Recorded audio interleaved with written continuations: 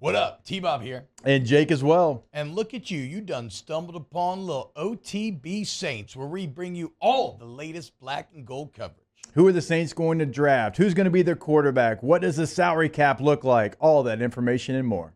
Hope you enjoy it. Like, subscribe. Nick Underhill from neworleans.football. Him and the team over there at NOF got it going on right now.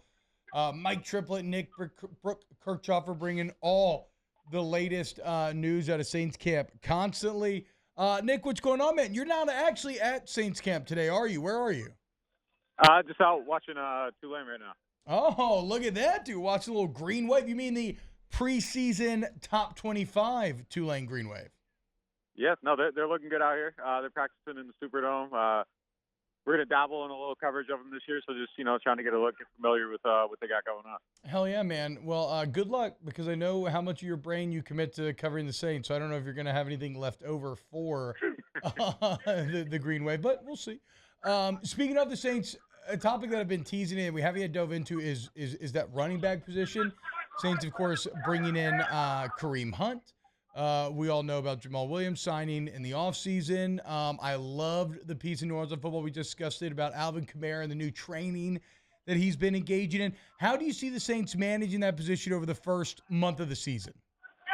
Yeah, I mean, they're going to have to put it together a little bit, and I wouldn't be surprised if they try to figure something out with Kareem Hunt. I think he wants a little bit more than the veterans minimum, so, I mean, there's going to be some negotiation there trying to figure that situation out.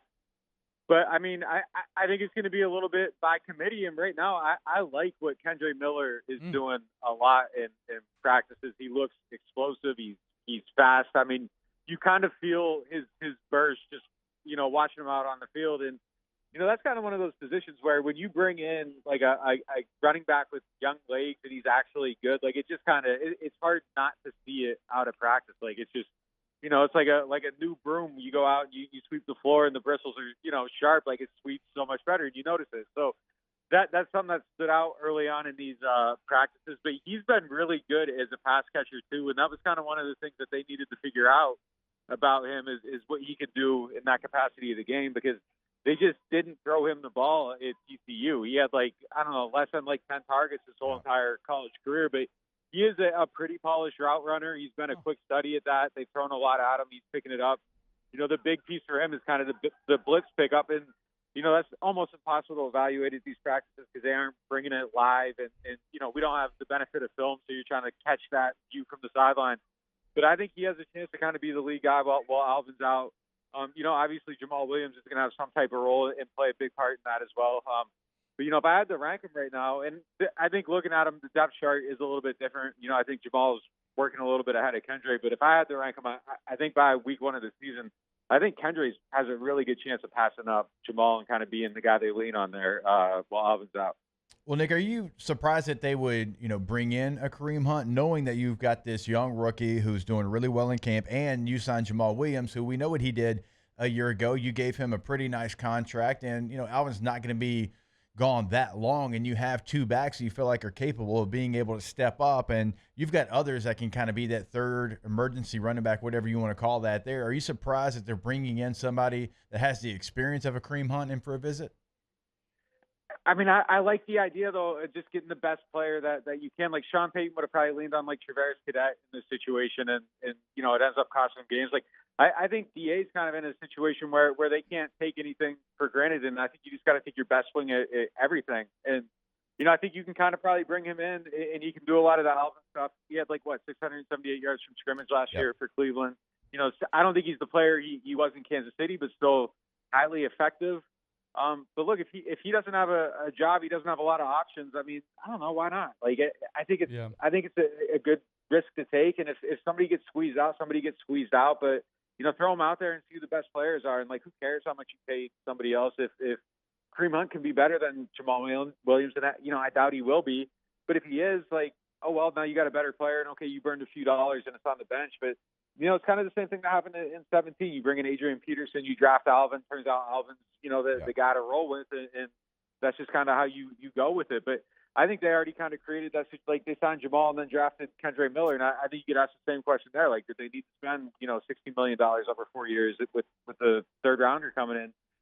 I just don't think it's anything. I don't think this team's in a position where they have the luxury of taking anything for granted, taking a longer view. Like, they need to win every single week. And if they get off to a bad start to the season and you got a coach that's kind of, has, I think there's some pressure on the season, just being totally honest. Like, I don't think that you can afford to start out and be passive and hope things work out at all. And I think you just got to keep building on your strengths and just make sure you got the best possible team. I mean, you look at the first 4 games, Nick, like 3-1.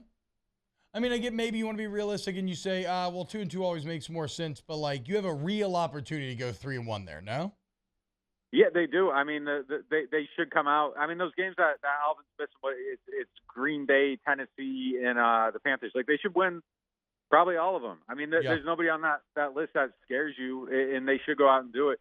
The only challenge early in the season is just really how many road games they have. And, I think that's the one thing that they gotta manage against and make sure you get off to a fast start. But I like the way they're approaching camp. I think they've been, I think camps look different. Like, I just think that there's efficiency, competition. Last year at this time, like, it was kind of like you were out here and you're like, well, the starters aren't getting a lot of work. Like, what's going on here? Like, why is it so kind of, I don't know what the right word uses, but like it just was a whole different approach, and there's just, like, I think a lot more intensity with everything they're doing. So I don't think there's any excuse to start the season out poorly, but I mean, they definitely cannot, because if they lose, say they start like 0-2, like it's narrative season all of a sudden, and maybe that stuff doesn't affect the team or affect anybody, but maybe it does, and it's just better not to have that atmosphere. So I think you got to take your best swing right out of the gate, and if it makes sense to get Kareem Hunt, to get Anthony Barr, who's also visiting, I think that's something that they seriously need to try to do. Hey, I want to stay on the offensive side of the ball because, while we talk defense, we all know offense is superior, Nick, and I want to go to the receiver room, because that's a room that you've got talent, you have experience, you have somebody that you're waiting to come back, and a Michael Thomas. It's a very intriguing room. So what is the pecking order? You gave us the running back there, and I think that's interesting. What does it look like at receiver? Like, if you had to say, okay, here's the order 1 through 5, how would you place that so far in camp? 1 through 5. Well, number 1, I think Chris Olave. If he wasn't injured, Rashid Shaheedi's going to miss 2 or 3 weeks with that groin injury. We'll be fine for week 1. I don't think it's anything super crazy to worry about, but obviously better if he's practicing. I think Mike would probably be 3, Traquan Smith 4, and then I would probably go A.T. Perry at 5, maybe James Washington. I wanted it to be Brian Edwards, but I don't think it is Brian Edwards at this point.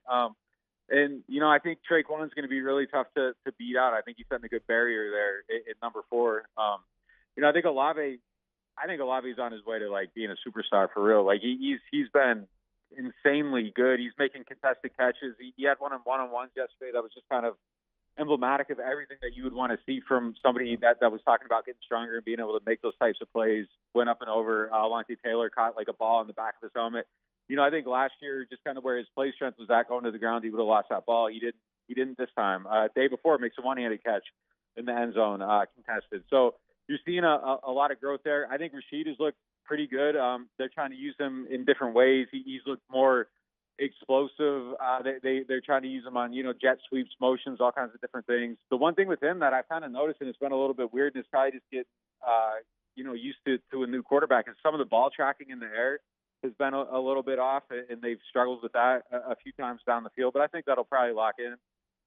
I think Mike just needs a little bit more time. He looks good, on some stuff. Other stuff is still kind of clicking. And I think it's just, there's multiple factors there. Like Marshawn Lattimore is playing out of his mind, and he's up against him damn near every snap. I think he's getting used to a new quarterback, and there's been some, back and forth there with just trying to get on the same page. And I think he just, it's a lot of time missed, and you're trying to get back out on the field. But I mean, I think that there's definitely some stuff that could be a little bit sharper there, but I think it just needs a little bit more time. I'm not ready to reach a conclusion, but there's good competition in that group, and if a couple things hit positively, like I think they have a chance to be pretty good at that position. Yeah.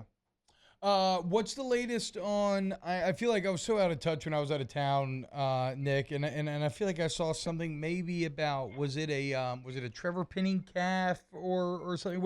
What's the latest on the offensive line? Yeah, Penning missed a day, then he came back, and then he had a veteran rest day at one point. He looks all right. Like I think he looks all right. I need to see him, this weekend against the Chiefs, and then I think next week against the Chargers, we're going to get like a really good view of how he's performing. It's tough to tell. In some of these practices, you're going to get the same guys every day. Competition level isn't necessarily all the way there, but he's looked decent. I think O-line is still the biggest concern on the team, though, no question about it. And they've had injuries in and out. Top line guys down the depth chart. There's been guys missing. I think it's an area of concern. I think one of the things that you could do going out here watching it is start to get a little bit excited about the defensive line, but I'm looking at it like, is it because the O-line's kind of having some issues and you got guys missing? And if you're smoking Landon Young with the swim move, it's not the same as smoking Ryan Ringcheck with the swim move. So it's just I think I got concerns there. I think that's still kind of the break point on the season, and it was kind of coming in to camp, and I don't know that we really have answers there yet. Wow, just amazing black and gold takes right there, Jake. I don't think I've ever heard any takes that are better than the two guys that just gave you that take. And you can keep getting them by going ahead and liking, subscribing, ringing the bell to get notifications when we post. Have a great day. We'll see you on the next OTB Saints.